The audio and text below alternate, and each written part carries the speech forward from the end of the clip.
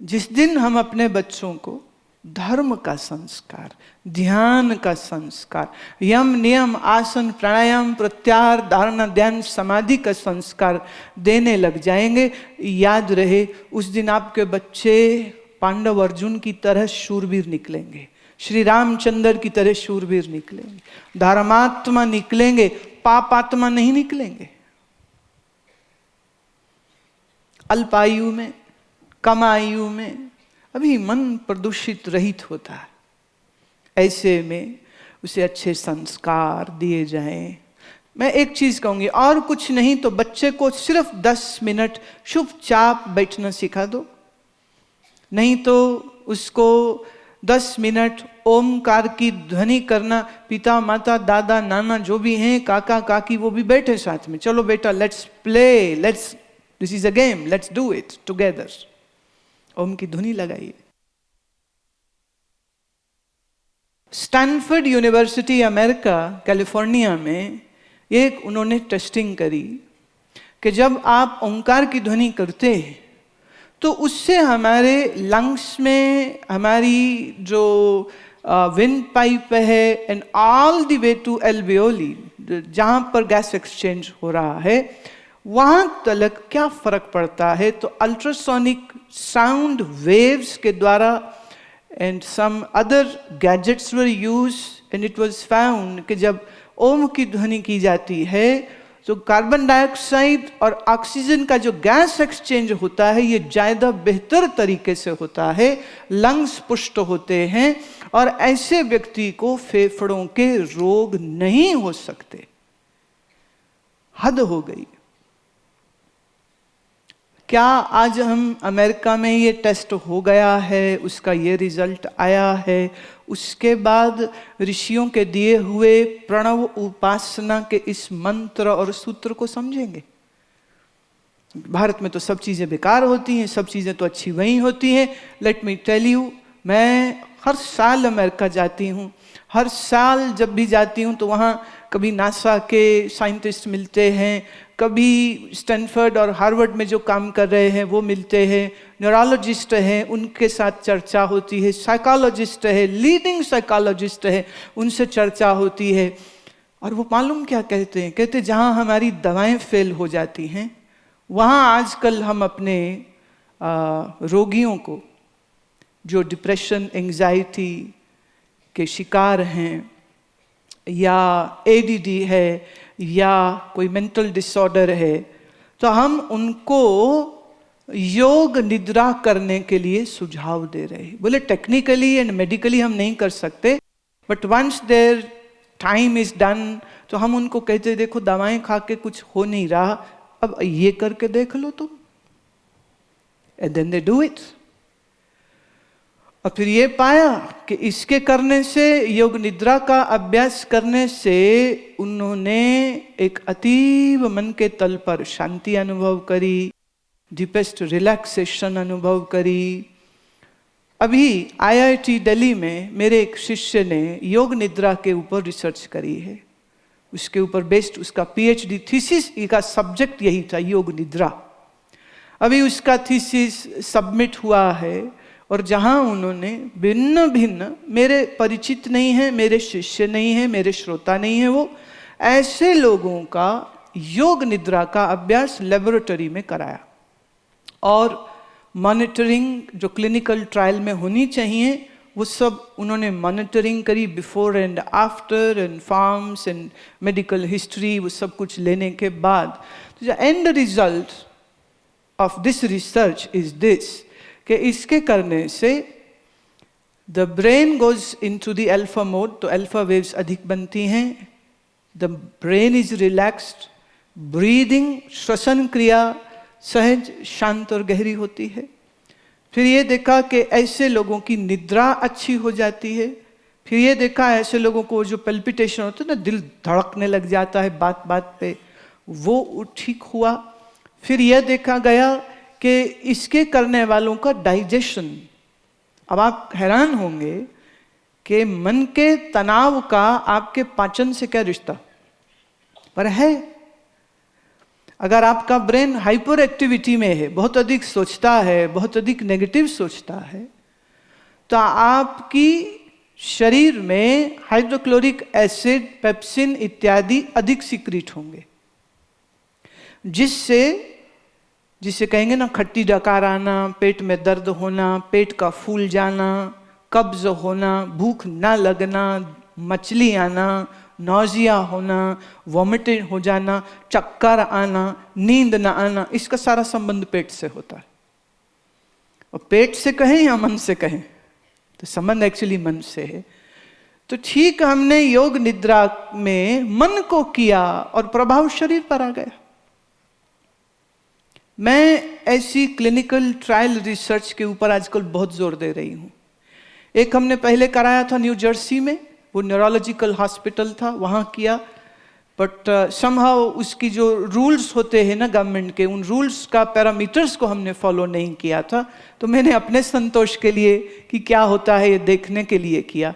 लेकिन अभी IIT में एक हुआ है और अब एक गवर्नमेंट का इंस्टीट्यूशन है हैदराबाद में, दिसंबर से अब हम वहाँ पर शुरू कर रहे हैं। The minimum number of the people, वैसे तो उन्होंने कहा 30 है, लेकिन हमने कहा हम 60 लोगों पर करते हैं। तो वहाँ के जो स्थानीय लोगों की, और मैं किसी को मिलूंगी नहीं, किसी को मैं प्रभावित नहीं कर रही हूँ, उनको वो साइंटिस्ट जो डॉक्टर्स हैं वही चूज करेंगे, वही टेस्ट करेंगे, वही। तो एक ब्लाइंड प्लेसिबो स्टडी भी कर रहे हैं इसके ऊपर। तो सार ये है, हमने बच्चे को BTech, MTech, BCA, MCA करा दिया, लेकिन अगर उसको अपने ही डिप्रेशन को डील करना नहीं सिखाया तो गले में फंदा डाल के तो मर रहे होते। 10वीं का रिजल्ट आता है ना CBSE का, तो अखबारों में आत्महत्याओं की खबरें, कौन स्टूडेंट्स कर रहे, कौन दोषी? स्कूल, माता पिता कि वो बच्चा? कलेक्टिव जिम्मेदारी है ये सबकी। हम ऐसे पागल हो गए हैं, हाँ इंजीनियर हो जाओ, डॉक्टर हो जाओ, सब हो जाओ। अरे पहले मन तो समझ लो, मन से जियोगे, हाँ मन अच्छा होगा तो जियोगे। अगर मन निराशा में चला गया तो जियोगे कैसे तुम? आज छोटी छोटी बात पे जवान बच्चे नस काटने को दौड़ते हैं, सल्फाज की गोली खा लेते हैं। मेरा फ्रेंड रिक्वेस्ट उसने नहीं लिया, मेरे को उसने दोस्त नहीं बनाया, मेरे प्रपोजल को उसने रिजेक्ट कर दिया, मेरे स्कूल में नंबर कम आ गए, मेरा अच्छे इंस्टीट्यूशन में दाखिला नहीं हुआ, इतनी इतनी बात पर आत्महत्या करने को तुल गए। तुम बच्चों को जीना सिखाओ, अभी तो तुम मरना ही सिखा रहे हो उनको। ये कितना जिद्दी बना रहे हैं हम कि मेरी मर्जी पूरी नहीं हुई तो मैं मर जाऊंगा। हम इस पर ध्यान नहीं दे रहे। यहां पर इस समय पर जो शिक्षक बैठे हैं, टीचर्स बैठे हैं, अगर मेरा निवेदन है उनको, और जो माता पिता बैठे हैं मेरा निवेदन है उनको, अपने बच्चों को थोड़ा प्राणायाम करने के लिए प्रेरणा दीजिए, मित्र बन के उनसे बात कीजिए। छोटी छोटी बातों पे हाइपर हो जाना, फ्रस्ट्रेट हो जाना, खाना छोड़ देना, कमरे में बंद कर देना, ऐसा लक्षण दिखे तो ये चिंता का विषय है। ये मत कहिए जी कि कोई नहीं टीनेज टेंट्रम से, don't say that. You don't know what they can go to, what extent they can go to. Please don't minimize the gravity of the situation. उसकी गंभीरता को समझना चाहिए। ये बात आज मैं इसलिए उठा रही हूं, हालांकि मैंने वेदांत का भजन शुरू किया है, मैं वहीं वापस जाऊंगी अपने विषय पर इस समय पर यह एक बहुत भारी समस्या भी तो है ना सामने। उद्योगपति बनो, इंजीनियर बनो, डॉक्टर बनो, अकाउंटेंट बनो, जो बनना है बनो, पर सबसे पहले अपने मन को बनाओ, मन को स्वस्थ रखो, मन बैलेंस्ड हो, बुद्धि प्रज्ञापूर्ण हो, शरीर स्वस्थ हो। 3 बेसिक रिक्वायरमेंट्स को हमें पूरा करना होगा। शरीर स्वस्थ कैसे होगा? आज ही सुबह हमारा जो ऋषि चैतन्य ध्यान सेंटर है, वहाँ पर सुबह में थी, तो वहाँ एक बेटी ने, शी इज HR में MBA किया है, तो कोई 4-5 महीना पहले आश्रम आई तो कह रही थी मेरा डाइजेशन बड़ा ख़राब है, एंजाइम्स लेने पड़ते हैं और ये करना पड़ता है, और बहुत तकलीफ में थी वो। तो उसको कहा कि देखो औषधि तुम्हें आयुर्वेदिक मिल जाएगी, ले लो तो, लेकिन अगर मन को तुम चिंता मुक्त नहीं करोगे तो ये तुम्हारी तकलीफ ठीक नहीं होगी। तो तुम अभी रहो, हफ्ते को आए हो, रहो, आसन सीखो, प्राणायाम करो, योग निद्रा करो। तो आज उससे मेरी मुलाकात हुई तो वो कह रही थी कि अजीब बात है, दवाएं खा के भी पेट सही नहीं चलता था, अब कोई दवाई नहीं खा रही हूँ, सिर्फ आसन करती हूँ, प्राणायाम करती हूँ और मेरा डाइजेशन ठीक चल रहा है इस समय पर, और मैं मन से भी ठीक हूँ, और बस आपको धन्यवाद देना है। मैंने कहा धन्यवाद मत दीजिए, क्यों, मैं कोई एहसान तो कर नहीं रही हूँ। प्यारे, तुम मेरे आत्मीय हो, तुम मेरे अपने हो। अगर मैं अपने का, किसी अपने का जीवन में मार्ग प्रदर्शन कर पाऊँ, उन्हें योग के मार्ग पे ला पाऊँ, ज्ञान के मार्ग पे ला पाऊँ, तो ये मेरा सौभाग्य है। तो मैं तुम्हें धन्यवाद देती हूँ कि तुमने जो सुना वो किया। Thank you very much, you did that. ना करो तो हम क्या कर लेंगे? आप कर रहे हो तो ये तो म्यूचुअल हमारा अंडरस्टैंडिंग अच्छा है। This means we are partnering together to move on this path of spirituality. मन के तल के जो दोष हैं, वो दोष दूर होंगे इस एक विचार से कि मैं जैसा हूं अच्छा, मेरे ईश्वर ने मुझे बनाया है, मैं बुरा कैसे हो सकता। देखो, आपकी श्रीमती खाना बनावे, श्रीमतियों को एक ये ना एक प्रॉब्लम होता है, पूछेगी जरूर कैसा बना। वो भी चाह रही होती है कुछ तो तारीफ करो, पर अक्सर पति बच्चे थके हैं, बिजी हैं, फोन में हैं, ऐसा ही खा जाते हैं, कोई compliment, which is so bad. भाई भोजन खाओ तो आप माँ को, पत्नी को, बहन को, बेटी को कुछ तो बोलो। अच्छा लगे तो बोलो, ना अच्छा लगे तो भी बोल लो, कुछ तो कहो। तो पत्नी ने पूछा कैसा बना है। पति थोड़ा उलझा हुआ था विचारों में, तो चपट से बोला, कहते देख चुपचाप खा लूं तो समझो ठीक बना है, पूछा मत करो मेरे को, मेरी खोपड़ी खराब मत करो, चुपचाप खाऊं तो फाइन, और नहीं ठीक होगा तो बोल ही दूंगा ना। अब आपका ये जो तीर चला है वो उसके मन को कितना घाव देगा। और हम अपने रिश्तों में ऐसे ही एक दूसरे को घाव देते रहते, प्यार की नाम पे। किसी ने मेरे से पूछा, how will you define marriage? I said it is a social license given to two individuals to torture one another. किसी और को मत सताओ, अब इसी को सताओ। किसी और को दुख मत देना, बस यही वो तुझे दे तो तू उसको दे, तो ये इंडो पाक वॉर चलती रहे। इतना डेरोगेटरी एक्चुअली मैरिज इंस्टीट्यूशन है नहीं, पर जिसका मन अच्छा नहीं है, जिसकी बुद्धि अच्छी नहीं है, वो क्या करेगा? वो यही तो करेगा। यहां जितने पति बैठे हैं, दिल पे हाथ रख के ईश्वर की शपथ उत्तर दियो कि क्या कभी एक बार भी तुम्हारी पत्नी ने ये ना कहा हो मेरा तो वहां रिश्ता हो रहा था, वहीं होता तो अच्छा था।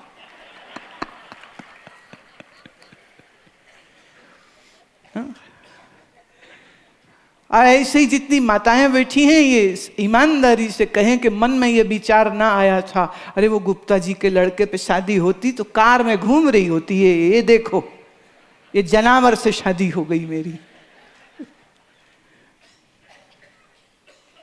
हम वस्तुएं देखते हैं, हम पैसा देखते हैं, क्योंकि हम भोगवादी हो गए हैं, हम आध्यात्मवादी नहीं हैं। इसीलिए पैसा कम तो रोते हैं, मकान छोटा तो रोते हैं, तो रोते रोते रोते रोते रहते हैं।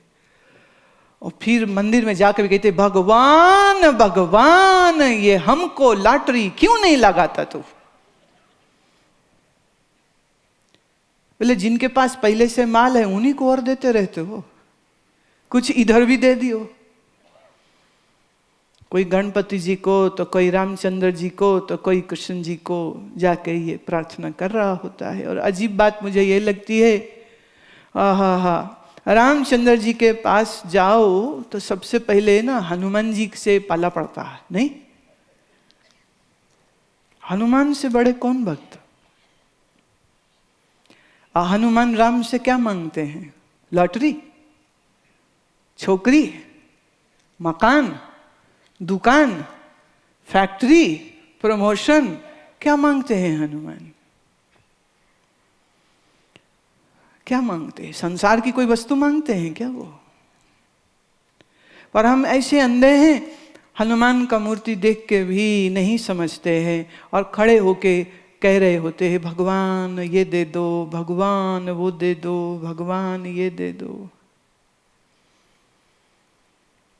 काश हनुमान जी दिखते तो हमें याद आ जाती, प्रेम, भक्ति, सेवा, ये याद आता। हम ये कहते प्रभु कृपा करो मेरे चित्त में भक्ति का भाव बने, प्रभु ऐसी कृपा करो मेरा मन एकाग्र होवे, प्रभु ऐसी कृपा करो कि हर घड़ी पल में मैं आपका सुमिरन कर सकूं। रामायण में कितना सुंदर ये दोहा आया, बार बार वर मांगो हर्ष देओ श्रीरंग, पद सरोज अनुपायनी, भक्ति सदा सत्संग। बार बार वर मांगो हर्ष देओ श्रीरंग, पद सरोज अनुपायनी, भक्ति सदा सत्संग। प्रभु तेरी भक्ति मिले, प्रभु हम सत्संगी बने, ये हमारी प्रार्थना है। सुदामा जी छोटे घर में थे, पत्नी दुखी थी, वो नहीं थे। पत्नी ने भेजा था कृष्ण के पास, जा उससे मदद लेके आ। सुदामा स्व इच्छा से नहीं गए थे, इसीलिए तो जाके भी कुछ बोले नहीं थे। सुदामा तब भी भक्ति में थे। फिर कृष्ण ने महल बनवा दिया, राजपाट दे दिया, पत्नी खुश हो गई, पर सुदामा तब भी भक्ति में ही थे। तो चाहे श्री हनुमान जी को देखो, चाहे सुदामा को देखो, चाहे द्रौपदी देखो, चाहे अर्जुन को देखो, चाहे कुंती को देखो, और चाहे मीरा रानी को देखो,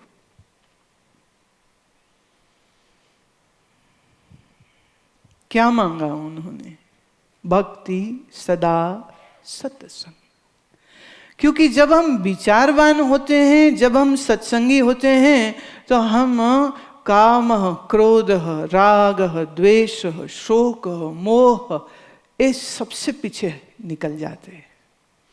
चित्त शांत, चित्त प्रेम में, चित्त समता में, चित्त सुंदरता में, चित्त दया में, चित्त क्षमा में जिसका होता है, उसका जीवन भरपूर आनंद में होता है। शरीर के तल पर भेद हैं, मन के तल पर हम सबके भेद हैं, बुद्धि के तल पर भी सबके भेद हैं, पर शुद्धमय के तल पर, आत्मा के तल पर कोई भेद नहीं है, कोई भेद नहीं है।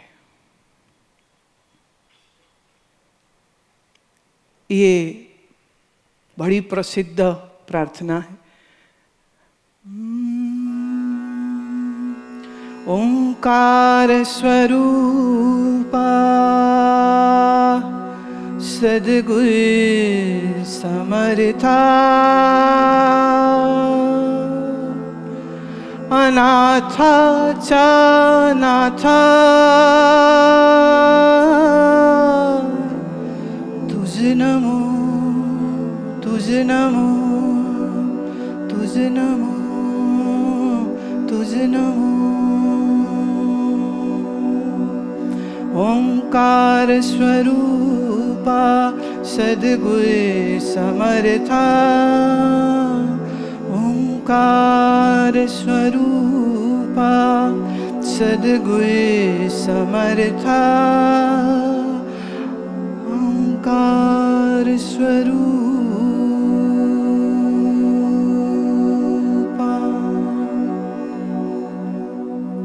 हे सद्गुरु आप ओंकार स्वरूप हो। हे सद्गुरु समर्थ आप ओंकार स्वरूप हो। अनाथा च नाथा तुझ नमो। अनाथों के नाथ हो, हम तुम्हें प्रणाम करते हैं। मैं इसको आधार बना के कहती हूं कि क्या समर्थ स्वामी ही ओंकार स्वरूप थे? तुम नहीं हो, तुम भी ओंकार स्वरूप। गीता कहती साक्षी चेता केवलो निर्गुणश्च, ये तुम्हारा स्वरूप है।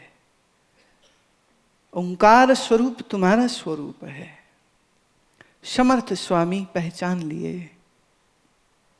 दत्तात्रेय महाराज की कृपा से अपने निज स्वरूप को समर्थ स्वामी जान लिए, इसलिए हम उनकी वंदना करते हैं, इसलिए हम श्रद्धा के सुमन उनके श्री चरणों में चढ़ाते हैं। पर सत्य ये है, तुम भी ओंकार स्वरूप हो, पर आप अपने आप को देह देखते हो, मन देखते हो, बुद्धि देखते हो, अपनी निजता को नहीं देखते, अपने स्व को नहीं देखते। इसीलिए शरीर के तल पर मौत कब है? मन के तल पर काम क्रोध भय द्वेष, बुद्धि के तल पर अज्ञान तमस आलस्य निद्रा वासना। पर शरीर मन बुद्धि ये तीन परतों को पीछे हटाइए तो मूल स्वरूप तुम्हारा भी ओंकार स्वरूप है। मूल स्वरूप मेरा भी ओंकार स्वरूप है, क्योंकि मूल में एक ही है, दूसरा तो कोई है ही नहीं, दूसरा तो कोई है ही नहीं। देह को देखते रहेंगे तो बड़ा बड़ा विषाद आएगा, हाय मैं बीमार ना हो जाऊं, मैं मर ना जाऊं। हाँ, मन के तल पर बड़ा ही शोक आता है, ऐसा क्यों है वैसा क्यों है। मैं आपके जब पत्र देखती हूं तो उसमें बस एक ही चीज समझ लगती है, ज्ञान की कमी है। ज्ञान सुनते भी हैं, कईयों ने लिखा हम टीवी में बराबर सुनते हैं, दोनों चैनल पर सुनते हैं, पर मन में चिंता है। तो फिर सुनने से तो बात नहीं बनती ना। ये तो ऐसे हो गया कि आप किसी रेस्टोरेंट में जाओ और मेन्यू कार्ड आपको मिला और आप मेन्यू कार्ड का पाठ शुरू कर दो। पाठ समझते हो? दाल फ्राई, आलू गोभी, अदरक की गोभी, कड़ी, थाली पीठ, पाठ करना शुरू कर दो। भूख मिट जाएगी? बोलो। तुम गीता का बैठ के पाठ करने लग गए हो। समझना था, मेन्यू पढ़ो, चुनो, ऑर्डर करो, व्हेन यू आर सर्व्ड, जब भोजन आवे तो खाओ, खाते ही भूख गई, तृप्ति आई। गीता है, उपनिषद है, गुरुवाणी है, ये मेन्यू कार्ड है। पढ़ो, क्या चाहिए? भक्ति, प्रार्थना करो, भाव से वह भक्ति अंतर उत्पन्न हो, वो भक्ति का रस स्वादन किया, मन तृप्त हो गया। पढ़ो गीता, पढ़ना आवश्यक है, जरूर पढ़ो, पर पढ़ने के बाद क्या करना, चूज करो, चूज करो। और जब चूज करें तो चूज करके समझ लगी कि किस चीज की कमी है, मेरे चित्त में किस चीज की कमी है, मैं वो काम को ठीक करने का जो साधन है, वो साधन भी गीता कह रही है, उस साधन को मैं करने लग जाऊं। तृप्ति आ गई, मन संतोष में आ गए, जीवन में आनंद आ गए। आप मेन्यू कार्ड पढ़े चले जाओ, ऑर्डर कुछ ना करो, है? कैसे भूख मिटेगी? गीता पढ़ने से नहीं, गीता को तो पी जाओ तुम। भाई इसका मतलब ये नहीं कहीं कि किताब पानी में घोल के तुम पी जाओ। हाँ, पी जाओ का अर्थ कि उसका जो मर्म है, the essence, that should come in your life. भगवान कहते हैं जितात्मनः प्रशांतस्य परमात्मा समाहितः शीतोष्ण सुख दुखेषु तथा मानपमानयोः। भगवान ने ये ऑर्डर दे दिया, भाई ये है, ये सामान है हमारे पास, देखो तुम्हारे पास है क्या? मन को जीता? बोलो हाँ की ना, तो ऑर्डर करना पड़ेगा ना, प्रभु कृपा करिए कि हम इस मन को जीत सके। जितात्मनः प्रशांतस्य, प्रशांतस्य का भाव क्या हुआ? जो निर्विकार है उसे कहते प्रशांत। विकार एक लहर है, लहर भी सुनामी की है। जब भी क्रोध आता है ना, क्रोध तूफान, दे बका बक मुख से गालियां निकलती है। फिर बाद में याद आता, अरे गुरुजी के सामने तो मैंने कसम खाई थी कि कभी गाली नहीं दूंगा, पर क्या करूं, ये ऐसे ऐसे मर्दूत जिसके लड़के हो ना, गाली निकले निकले, क्या करे।